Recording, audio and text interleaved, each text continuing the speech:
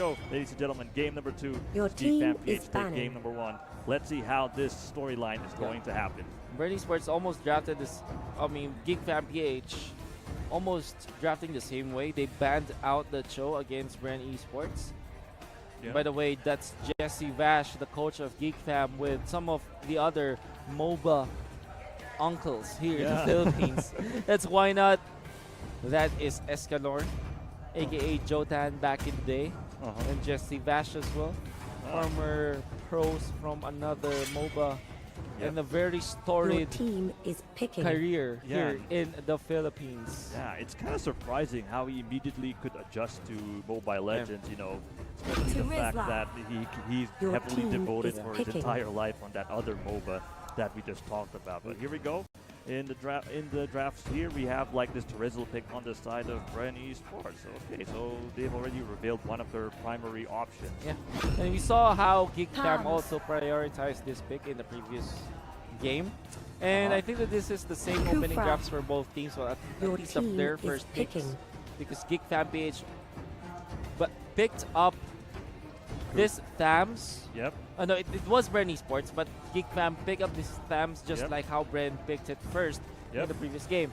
But now they pair it with the Kufra. This gives Bren Esports the access to the Rafaela. Yeah, I mean, of course, Kufra has been heavily contested nowadays. Oh, yeah, definitely. Because of the fact that, of course, with that Sitch fixed there by Moonton, finally Kufra is like a heavily favored pick by both teams. Because Your there was a long team time is Kufra picking. wasn't available, and players that love to play Harith or Gashon have like so much breathing space because this counter hero is not available. But now it's already in this meta.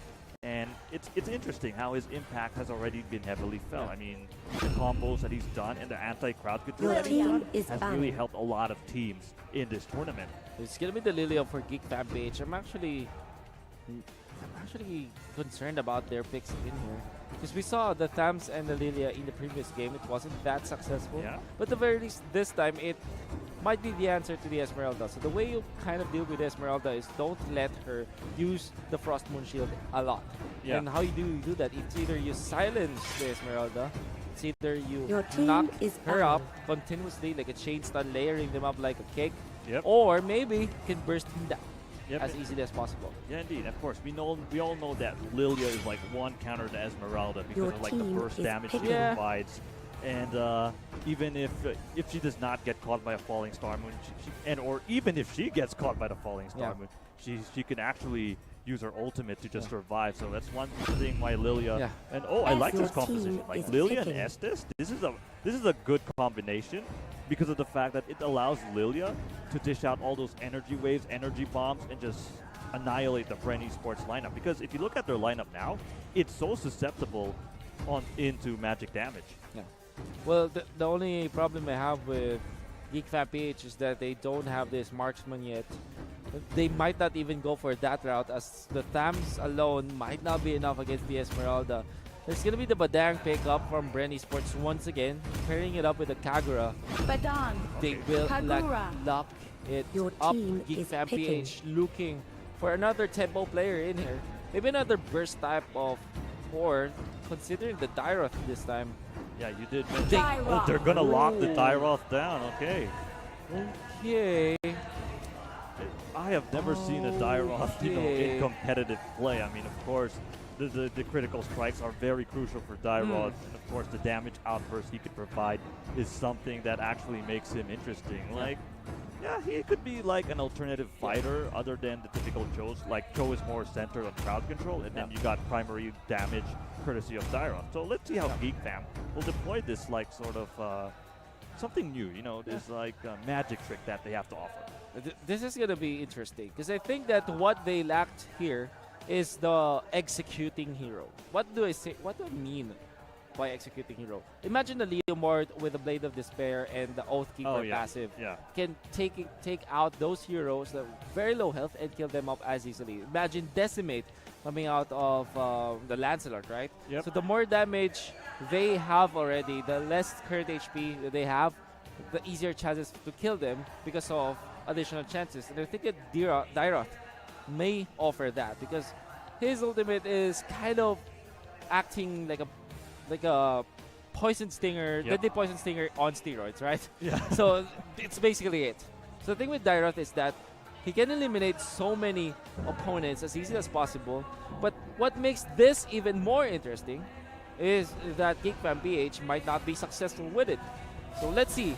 This Bren Esports now start on the blue side. They have Coco the Badang, it's Hayes on the Rafaela, it's Yuji on the Skagara, Tang on the Terizla, and Doc Rebo with the Esmeralda. And on the side of GeeK-PH, they are the red team. You got Escanor going to be playing as Yotamu. That Hayes is going to get caught there. Dogman with the bouncing ball to slow down Hayes. Will Hayes go down? And yes, he goes down. Escanor draws first blood in favor of GeeK-PH, but he might go down there as Tang is just going to run away. But Dogman says no. Here comes the bouncing ball. Can you actually survive this? But Yuji's just going to jump in, and GeeK-PH, wow, they were able to get one. They did not lose any on that neck-to-neck fight. Yeah, they are quite low, but they know that they have the power of the Estes or any sort of healer. It makes you really aggressive in the early stages of the game because you know that you have healing anyway, so it can be aggressive. I guess the way GeeK fam drafted the Dairoth this time is that they aren't that afraid of the Badang. Imagine if this is something like a Terizla, an X-Borg, or maybe a Leomord, this Dairoth might fall. I've always talked to Rockhart, one of our casters here in the English stream, that Dairoth will definitely be part of the meta eventually. It will just take some time. I would have thought that it will be this time, right? Yeah, I kind of like, you know, I also question, like, why do teams not pick Dairoth? Like, he's got so much burst potential, especially if he's, like, farmed very efficiently. Turtle Well, resurrecting the soon. answer to that is that he can easily be Kited upon? Or kited. Really, no. He can easily be bullied in lane, I would say. Oh, yeah, right, So definitely. I guess that imagine a normal laning setup where you put your off laner in your off lane. Yeah. Will likely be facing up against a dual lane. Oh, yeah. That will be hard for the Dairoth. Yeah. But imagine if it is a 1v1 Badang versus Dairoth. Dairoth will not have any problem with that. Yep, definitely. And of course, you got some of these 1v1 specialists. We see GeeK-PH. They deployed that in game number 1 with Curtises like Hayabusa. And now here they are with Curtise. So this could be like an intel for other teams like GeeK-PH. They love these 1v1 heroes. So maybe they could read upon them. This turtle's going to be contested. Dogman onto the backlines. Iron Revenge is going to connect, but it will not pull through just yet. Iron Switch is available, but the turtle will be taken by the Kagura. Kagura is already away with the flea, but now he will fall. I thought that he was away, but unfortunately he wasn't. Oh, Dogman to a connection! Tyrant's Revenge into the Tyrant's Rage! Amazingly done from Dogman. And he gets the second kill for Bren, or GeeK-PH, I mean. Nasty there by GeeK-PH. Sure, Bren Esports says, we got the turtle, it's time for us to celebrate, pop in the champagne bottle. But then you got GeeK-PH with the right sustain, with the crowd control that they desperately need. Dogman was so impactful there. Oh, they'll hold that thought. Doc Rebo there caught in the 3-man trap. Can he actually survive though? As Coco is just going to like No, bottom lane, let's go. Who is gonna fall? Doc Rebo is low as well, but why not is gonna be the first one. Kagura takes him down. Doc Rebo being chased down, but the healing from the Rafaela and of course the Frost Moon Shield. More than enough for GeeK-PH, for Bren Esports to get away. Now Dogman is quite in trouble in here. 40% HP, uses the Tyrant's Revenge into the Tyrant's Rage. Doc Rebo is down for the count and there's a boss. Bren Esports cannot take that blow. Wow, I mean, GeeK-PH, they were initially surprised by the positioning of Bren Esports there. It was like a 3-man gank onto Why Not. And sure, Why Not's got the sustain, but obviously when he's immediately bursted down, that creates a lot of space to the side of Evo's PH. And yeah, that's a technique here for the side. I mean, by not Evo's PH, I'm sorry, but by Bren Esports. But yeah, that's a technique. You eliminate the Estes. If you're Bren Esports, you have a lot of space to like initiate your attacks because remember, Estes AoE healing is like when he pops out, like the blessing of the moon goddess, like it's really like something you could be okay, never mind. You know, they're able to go to the hospital wing immediately without the immediate support. Yeah, without an ambulance, like they can just teleport to the hospital, which is something you don't want to encounter. One thing that I have to say about both of these support healers already, like the Rafaela versus the Estes, is that I kind of favor Estes in the latter games, I would say, or games that go late. Yeah, because I agree. generally speaking, Estes healing is percent based. Yeah. So it's kills, Yeah. right? If you compare to Rafaela, her passive is way too much damage actually in the early stages of the game. Yep. But in the late game, doesn't matter that much. You can eliminate the Rafaela early on and not mind it at all. But in the early game, Rafaela. Curtizi. Oh, whoa! Coco with a good heads up play. Curtizi definitely did not expect that. Now he has to run away. Yeah. And will be able to do so. Escanor down the bottom. Oh my Bursted God. down by Yuki.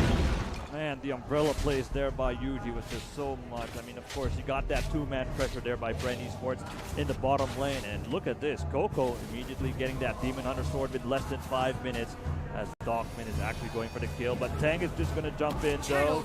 There's that strike onto Dogman. Will Dogman go down? Going for that bouncing ball. I think he will. Can he survive this? Oh, but no, wow. he's going to jump in. Here's the counterplay here on the side of GeeK as Dogman gets the finishing blow and the last lap on Bren Esports in that fight. Dogman styling on 3 members of Bren Esports, and you know already that you don't want to really dive the Kufra, and why not was there just in time to heal his teammate and dish out additional damage, and that Tyrant's Revenge really, Tyrant's Rage, the ultimate from the Kufra was more than enough. Wow, that was amazing play. Like boom, like onto compress. Yeah, and take note, that was in the wall as well. So like that gives a stun. The options for Bren Esports to run away is like very limited there. That's the timing of Dogman has been so phenomenal. And, this Dogman has been really because he's been performing consistently like against Archangel. You're turning me into a fanboy mode again. Because if you don't know, I've been casting Dogman games since he was out of the pro scene. It was MPL before MPL Season 3. So that was in between like the MPL Season 2 finals and the off-season, and then on MPL Season 3. So in that off-season, he was playing for another team. It was Witness Greatness. And then the first time that they ever showed up as a team, the first time that they ever saw each other, like personally, was the MPL Season 3 qualifiers. Unfortunately, they did not succeed in that qualifier. But we know already that Dogman is, I would say, the best Cho player out of the MPL Season 4. That's how great he is as an initiator, as a good tank, and it's showing up here for GeeK-PH. Yep, indeed, definitely. He's such a player that GeeK-PH. Such a player, man. He's such a player indeed, no doubt that everyone would love to salute, or everyone would like to emulate indeed. Now Escanor with that Bloodlust Axe. Certainly, he needs a survival instinct as well as the additional damage in this matchup. Oh, what a yin-yang over there, but it will not be enough. As Dogman, again, what's there? It is always all over the place. Yeah, like how many blocks has he done in this basketball game with those bouncing balls? Indeed, he's like a defensive anchor here for GeeK-PH. Oh, look at this. Exchange once again, but he will cancel it because Hayes actually spots him out. And Bren Esports know exactly where he's going to come from. Up top, I think that they're going to pressure the Dyreth this time, and I think they might be able to get the kill onto Curtizi. Curtizi fighting against 3. Is this going to be enough, though? It's get high and dry. It will not help him in this moment if he falls. It's going to be Curtizi down for the count. Yeah, that's going to be huge for Bren Esports because you know that Curtizi is going to be like the primary damage dealers from the mid to the late game. Shutting him down is going to be so important because you don't want this Dyreth to go completely online. I mean, Coco is actually progressing better now in this game, and Kurt is actually struggling a bit so far. I mean, of course, he's racked up 2 assists, but if this snowballs well for Coco to the point where he gets his items, Bren Esports could actually dictate the tempo in this matchup. Definitely. I think that it's inevitable that Bren Esports should be control this. And this Dogman to the initiation of Tyrant's Rage connects as well. The healing coming out from the Rafaela is going to be enough. Then the turret will fall. Penalty zone going to connect. Can they get more kills? That's the Estes down for the count, as well as the Kofra. Now Escanor receiving so much damage from Bren Esports, staying alive. Here comes Yuji with the yin-yang overturn. The connection is just way too good. Curtiz and Kingpin, they are trying to escape but will not be able to do so as the Rafaela gets the 4th kill. You know, the positioning of Tank was really good. Like, you expect GeeK-Fam they're going to win that team fight because every time Dogman jumps in, they win all the time. But in that case, it doesn't look like that's the situation because when Dogman jumped in and he popped out that bouncing ball, he didn't realize that Tang was actually waiting to jump in with that penalty zone and onto those execution strikes. And then you got Yuji on the other side of the flank, and then he just jumps in with the Yin Yang overturn. It was just like the difference maker on Bren Esports in that team fight. They got to thank their positioning, and they get the turtle as well. So a lot of advantages on the side of Bren Esports in this matchup. They are leading by 5,000 as of this moment. This is just like the previous game where the blue team defeated the red team as easily because of the better picks. I would say Terizla has been the story of this series. Dogman finally picking up the Oracle, a way for them to defend against the magic damage coming out from the Esmeralda. Yep, indeed. Of course. And Kagura as well. I mean, yeah. We also have to commend Doc Rebo as well with that Esmeralda in that team fight because we've seen how his sustainability is something that GeeK-PH would certainly struggle at. The fact that he's able to jump in, and he was already this close to lose or to die because of the fact that the damage there by GeeK-Fam was just too much. But apparently he lived on. The shield itself working in favor of Doc Rebo. And this means that Bren Esports are gonna have the better time in the late game, even when they don't have the necessary heroes to go to the late game. I mean, yeah. But then again, if you think about their comparison, I would rather side on the late game for Bren Esports. I think Dardoth will have so much problem. Lilia is a non-factor already. And if you compare that to the Terizla as well as this Esmeralda, they are in it for a big world of hurt. Yep, indeed. Yeah, I do agree with you that Bren Esports definitely have a better late game lineup. Talkman, I thought he was going to jump in with that Tyrant's Revenge, but no, it's just more of like a defensive option. Now Bren Esports get that tier 2 tower. Yeah, you did mention that. Yeah, you prefer Bren Esports late game lineup, and I agree because so far, Badong has been like getting his items efficiently, and this Terizla so far could actually be like the secondary damage dealer of Bren Esports. And that Ryuji and Rebo are having really efficient games so far. Slow and steady for both teams as Hayes escapes the sights. Esmeralda is not here, but Dongman pressured by Tang as well as Hayes. It's really no damage that can deal onto Dongman, or at least no damage significant enough for Dongman to be scared, but he still backs down to the nick of it. Now look at that, Estes gunned down by Yuji. Gonna go for more. Escanor receives a little bit of damage in there. Now look at this. They will shut down the Kagura, but it goes the falling Star Moon. Is this gonna be enough though? Escanor as well as Dogman, they're running away, but Hayes is in there. Then Tang as well. Escanor, the only one to survive Rebo this time, jumps away. Maybe nice keeping time so much for Doc Rebo to spend. Now Dogman must try to run, but he will not be able to do so as free fall from GeeK-PH as well as the Lord. Oh yeah, this is looking like a disaster here on the side of GeeK-PH as Hayes is just going to jump in though. Just trying to tickle members of GeeK-PH, and they get that tier 3 tower.